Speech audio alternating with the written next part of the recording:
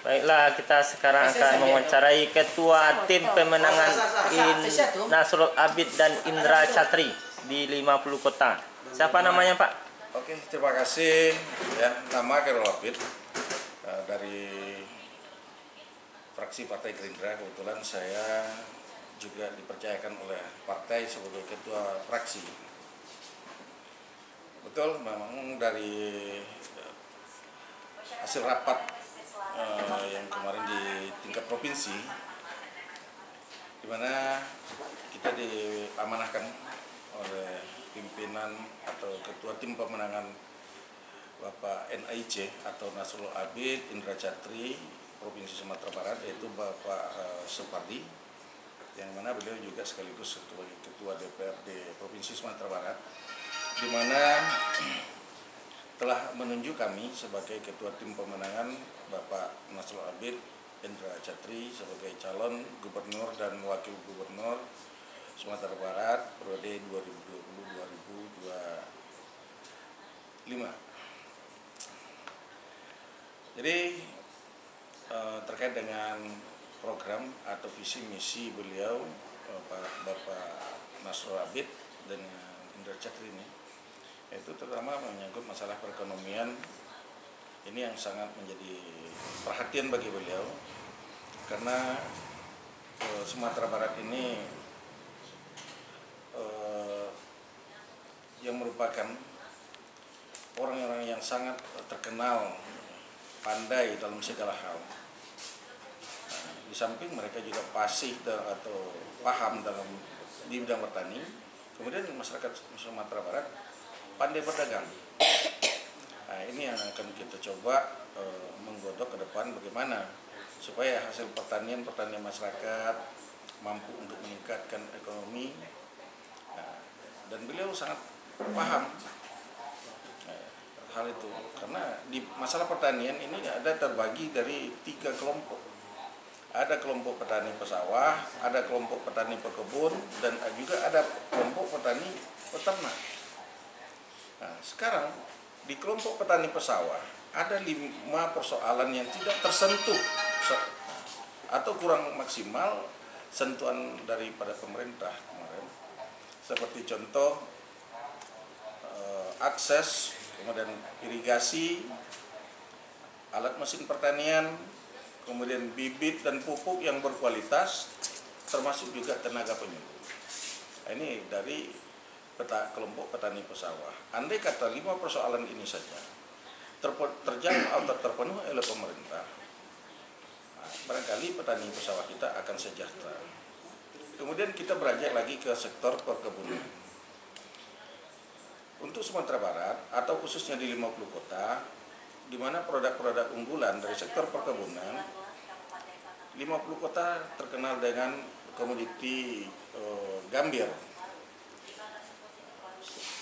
Boleh dikatakan kabupaten 50 kota penghasil gambir yang terbesar untuk Sumatera Barat. Kemudian di mana akhir-akhir ini harga gambir anjlok. Harga gambir anjlok ini membuat ekonomi masyarakat terpukul. Kemudian langkah-langkah penanganan atau solusi yang barangkali mesti diberikan oleh pemerintah, ini pun juga belum dirasakan oleh masyarakat. Ini merupakan juga salah satu prioritas bagi beliau nanti. Dan di samping gambir ada jeruk. Jeruk yang mana Gunung Omeh telah dijadikan sebagai kawasan pengembangan jeruk siam gunung untuk di 50 kota. Melihat Gunung Omeh eksis dalam pengembangan jeruk siam ini, kecamatan-kecamatan lain juga tertarik untuk mengembangkan komoditi tersebut, seperti contoh Bukit Barisan, Suliki, Situjo, Alaban, Akabiluru. Kabupaten di luar 50 kota pun juga mengembangkan komoditi yang sama, seperti contoh Agam, Solok Selatan, Tanah Datar, mereka sudah mulai giat mengembangkan tanaman jeruk. Ada kekhawatiran oleh Pak Nasrul Abid bagaimana nanti kalau seandainya terjadi panen raya serentak, atau ada komoditi lain yang juga atau buah-buahan lain yang juga panen secara bersamaan.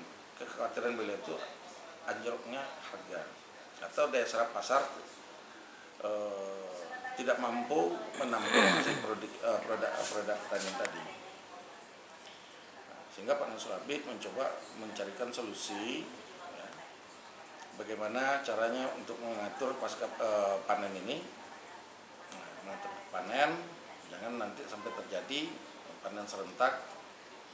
Seperti contoh sekarang akibat pandemi di mana harga jeruk di tengah-tengah petani itu anjlok. Nah, ini mungkin saja karena daya beli masyarakat rendah, banyak pasar yang tutup. Ini juga menjadi semacam kerisauan buat beliau. Malah kami diperintahkan oleh beliau mencarikan solusi bagaimana ini petani jeruk kita harus terbantu. Kami diperintahkan sampai melakukan pertemuan-pertemuan dengan tokoh-tokoh masyarakat yang ada di rantau, baik itu di Jakarta dan di Pekanbaru. Nah, kami sudah mempunyai perjanjian-perjanjian kerjasama untuk menyelamatkan petani kita. Kemudian 50 kota juga pernah menjadi sentra produksi kakao. Ya. Di mana sebagian besar petani kita bertanam coklat atau kakao. Dan belakangan produksi coklat kita menurun akibat tanaman kakao atau coklat tersebut terserang hama. Ini pun juga tidak mendapatkan perhatian oleh pemerintah. Dan yang lebih ironinya lagi, masalah pupuk. Nah, ini masalah pupuk, terutama masalah pupuk yang bersubsidi. Kita sudah mendengar keluhan-keluhan dari masyarakat. Ternyata pupuk yang bersubsidi itu kualitasnya jauh lebih rendah daripada pupuk yang tidak disubsidi. Nah, ini ke depan harus kita selesaikan. Kita tidak mau petani kita itu dirugikan. Gitu. Jadi arti subsidi tadi itu apa?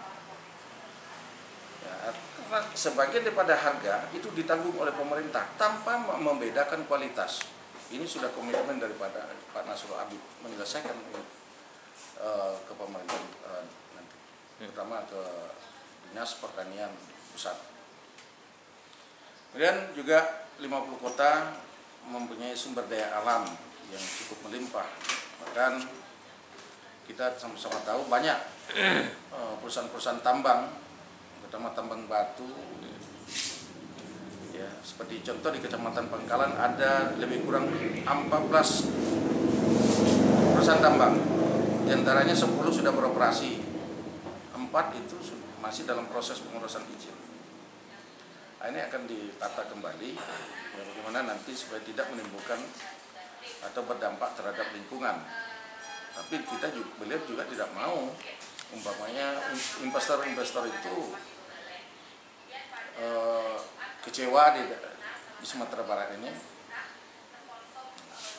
Artinya beliau ini sangat arif dan bijak. Kita selesaikan secara bijak. Ibarat kata orang mengambil rambut di dalam tepung, rambutnya tidak putus, tepungnya tidak berserakan. Nah, ini menampakkan sekali kebijakan beliau. Di samping sektor pariwisata juga ini harus digalakkan. Beliau sudah berkomitmen. Nah, bagaimana pariwisata ini harus kita genjot, kita poles supaya memberikan dampak yang sangat bagus terhadap perekonomian masyarakat. Nah, jangan seperti yang telah sudah. Adapun bantuan itu dikucurkan ke negara-negara yang mempunyai potensi wisata, tapi bantuan itu tidak memadai. Harus kita tuntaskan satu persatu. Seperti contoh di 50 kota. Hampir setiap negara itu mempunyai destinasi wisata. Mengingat kemampuan keuangan daerah, tentulah tidak mungkin akan diselesaikan secara sekaligus. Nanti kita akan mencoba menginventarisir potensi-potensi wisata tersebut. Setelah itu kita verifikasi minimal 1 per kecamatan kita prioritaskan, dan ini harus tuntas dalam 1 tahun, yang 1 per kecamatan. Sehingga kekayaan destinasi keanekaragaman potensi wisata kita di 50 kota bisa bertambah. Jangan hanya mengandalkan Harau satu-satunya. Kalau hanya Harau satu-satunya, tentu jam orang berkunjung paling hanya lamanya di sana 2 jam. Setelah itu selesai, mereka pulang atau berpindah ke luar kabupaten. Nah, kita harapkan ke depan orang di 50 kota ini bisa minimal 2 hari, sekurang-kurangnya 2 hari, Sabtu Minggu mereka di sini. Nah, tentu harus kita perbanyak destinasi-destinasi wisata tersebut. Di samping itu pendidikan. Nah, pendidikan sesuai dengan yang telah beliau sampaikan kemarin, bagaimana SMA itu dimana SMA itu telah menjadi kewenangan pemerintah provinsi. Masalah pendidikan itu tidak bisa dibagi-bagi kewenangan. Ini menjadi tanggung jawab bersama seperti sebelumnya. Nah, TK sampai SLTP itu kewenangan kabupaten, SLTA provinsi. Jadi ini tidak bagus. Harus menjadi tanggung jawab bersama. Ini beliau tekankan kemarin. Dan juga persoalan dana desa. Nah, ini yang sangat-sangat menjolok penerimaan dana desa kita, dihitung-hitung untuk Sumatera Barat tidak sampai 1 triliun. Karena ukuran dana desa itu nagari. Malah lebih memalukan lagi kalau dibandingkan dengan daerah lain atau provinsi lain. Seperti contoh Aceh. Aceh Utara itu 1 kabupaten hampir penerimaannya sama dengan Sumatera Barat. Mereka bisa menerima 650 miliar dalam 1 tahun. Sementara Sumatera Barat hanya berkisar 900-an. Kita provinsi, mereka kabupaten. Penerimaan kita hampir sama. Nah, ini juga merupakan tanggung jawab beliau ke depan. Kemudian akan membebaskan ada lebih kurang 130 nagari yang masih masuk dalam kategori nagari tertinggal. Nah, ini akan beliau selesaikan di masa-masa jabatan beliau nanti, agar tidak ada lagi di Sumatera Barat ini nagari yang tertinggal. Mungkin itu sementara. Cuma 1 tambahan ya, masalah kesehatan. Ini yang tidak kalah pentingnya juga. Kesehatan ini kualitas pelayanan, terutama di kualitas pelayanan tenaga medis dan juga peralatan. Nah, ini akan menjadi perhatian sangat oleh beliau. Kemudian masalah di samping mempersiapkan tenaga medis dan peralatan, tentu bagaimana untuk mendidik masyarakat kita bisa menjaga kesehatan, sebab mencegah itu lebih baik daripada mengobati. Masalah pelayanan ini yang sering menjadi masalah bagi masyarakat, karena mungkin perlu studi banding ya, oleh perawat-perawat kita ke tempat-tempat lain yang mungkin kualitas pelayanannya juga jauh lebih bagus, karena menurut semboyan-semboyan di dinas kesehatan itu senyum itulah adalah sebagian daripada obat. Jadi ini yang tidak kita temukan. Jadi petugas, kita harapkan ke depan petugas medis itu ya agak lebih ramah lagi dan meningkatkan kualitas pelayanan terhadap pasien-pasien.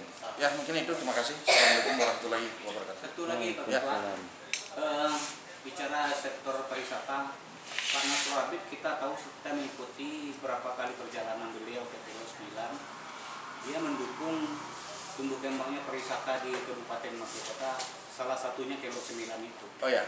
Dia dulu pernah berjanji akan mendorong tumbuhnya rest area atau membangun tower. Nah, bagaimana kalau nanti dia terpilih menjadi gubernur, apakah itu bisa direalisasikan Pak? Oh, betul. Itu memang termasuk satu hal yang menjadi prioritas bagi beliau, yaitu di sektor pariwisata. Terutama di 50 kota ada Kilo 9 tadi ya, bukan hanya 1,9 kilo saja. Kalau bisa mulai dari Lubuk Bangku sampai ke perbatasan Sumber Riau dengan Riau, itu kita akan bangun rest area yang dilengkapi dengan berbagai fasilitas. Nah, seperti contoh MCK, kemudian tempat-tempat orang berjualan. Nah, jadi orang-orang atau orang Riau atau orang Sumatera Barat yang bolak-balik setiap hari itu dengan nyaman mereka mampir di rest area tersebut. Nah, kemudian juga lokasi itu bisa dijadikan tempat memperjualbelikan hasil-hasil karya atau industri-industri kuliner yang barangkali ini produk-produk dari daerah setempat. Jadi kemudian di sektor beliau juga menyampaikan kemarin kepada kami dengan sangat pesatnya pertumbuhan industri kuliner di 50 kota, tapi beliau tidak menemukan adanya minuman susu aneka rasa seperti yang telah berkembang itu di daerah Batu, Malang. Jadi insya Allah ke depan 50 kota juga akan menjadi pusat pengembang atau budidaya sapi perah. Nah, jadi susu sapi itu seperti yang telah kita ketahui, bahwa untuk 1 ekor sapi bisa menghasilkan 12 liter susu. Itu untuk 1 ekor sapi. Nah, seperti yang kami pernah pelajari di daerah Jawa Timur, tepatnya di Kecamatan Pujon, 1 ekor sapi itu menghasilkan 12 liter susu. Koperasi membandrol 1 liter itu 6.000. Nah, jadi kalau umpamanya satu warga kita titip 3 ekor sapi, berarti kan 36, 3 kali 12 liter, 36 jadi 36 kali 6.210 dipotong biaya makanan ditambah konsentrat 60.000 per hari, artinya masyarakat masih mempunyai penghasilan tetap 150.000 per hari. Di samping kotoran sapi juga bisa dimanfaatkan oleh masyarakat untuk dijadikan sebagai pupuk tanaman yang barangkali hasilnya juga akan lebih bagus daripada pupuk tanaman yang dipupuk pakai pupuk-pupuk buatan. Jadi ini langkah-langkah yang akan dilakukan oleh Pak Nasrul Abid di sektor pariwisata dan pertanian. Satu lagi Pak Ketua, sepanjang yang kami ikuti pergerakan Pak Nasrul Abid selama dia menjabat, dia juga konsentrasi memperjuangkan monumen PDRI yang sudah ada ikatan kerjasama 5 menteri untuk membangun universitas dan fasilitas lainnya. Pertanyaan kami, kalau memang nanti dia terpilih, bagaimana komitmen Pak Nasrul Abid terhadap monumen PDRI? Betul, masalah monumen beliau sangat konsisten dan komit untuk melanjutkan pembangunan sampai tuntas. Lengkap dengan berbagai macam fasilitas, bahkan di situ direncanakan akan dibangun perguruan tinggi bela negara nanti. Dan beliau kemarin berkunjung ke sana, bahkan berjanji akan mendatangkan Bapak Prabowo nanti ke monumen ini sewaktu peresmian monumen.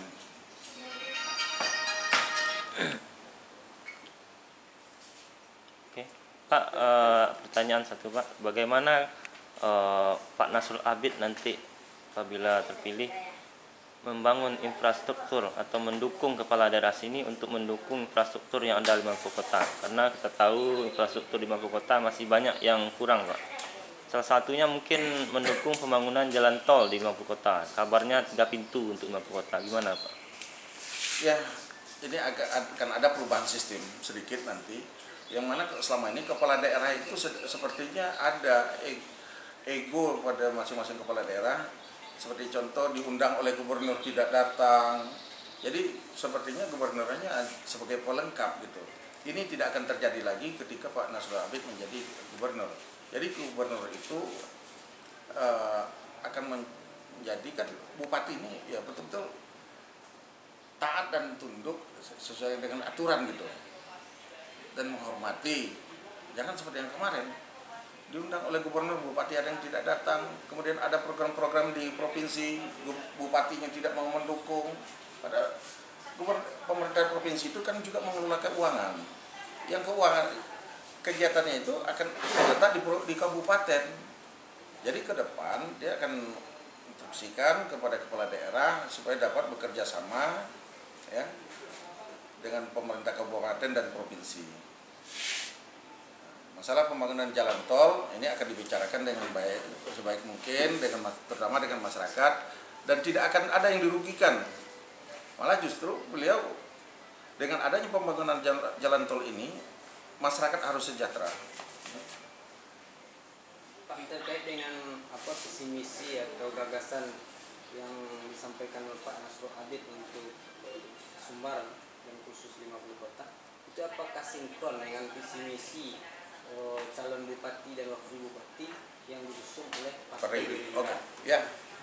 Ya, ini mungkin barangkali perlu saya jelaskan karena ada salah satu dari program unggulan Pak Muhammad Rahmat ya, itu membebaskan biaya pendidikan dari TK sampai SLTA. Kita tahu kewenangan itu memang kemarin sudah terbagi ya, kewenangan TK sampai SLTP itu kewenangan kabupaten, berikutnya itu provinsi. Jadi ini akan disinkronkan.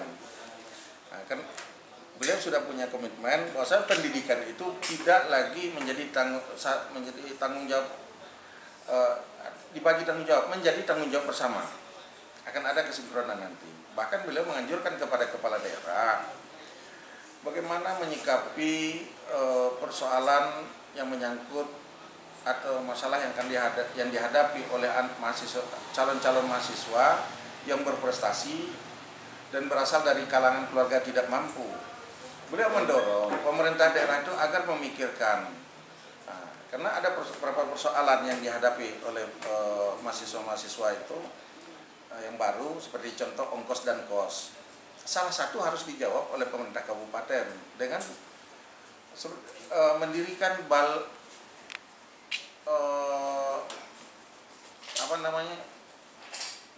tempat-tempat pemondokan gitu. Nah, seperti yang pernah dilakukan pada masa Pak Amri Darwis ya, di Bandung itu kerjasama pemerintah daerah dengan Gonjong Limo. Nah, jadi di Bandung itu sudah ada.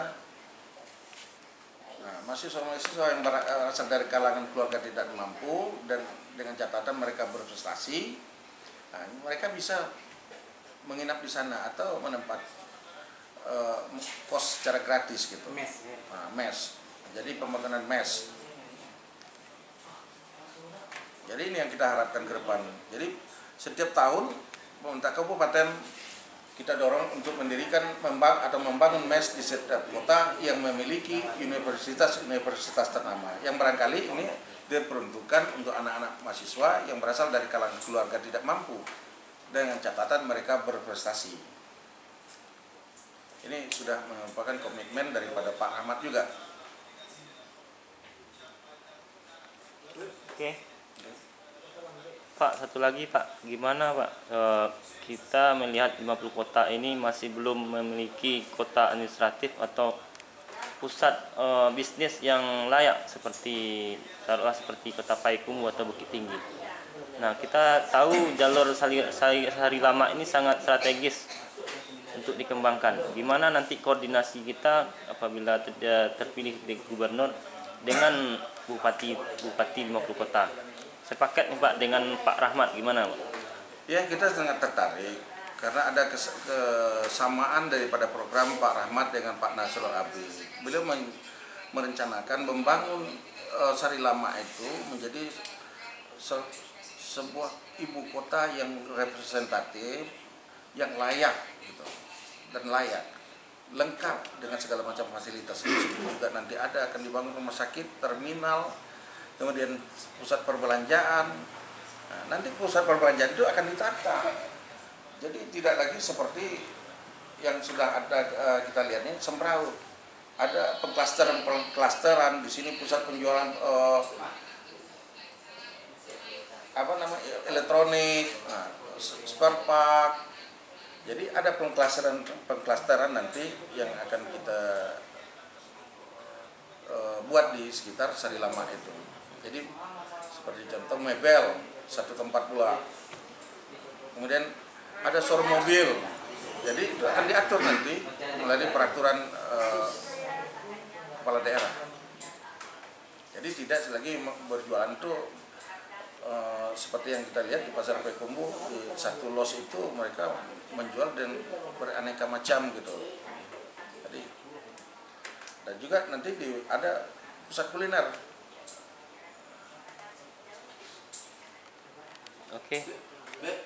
Oke, terima kasih Pak Ketua tim pemenangan Nasrul Abid dan Indra Catri. Terima kasih.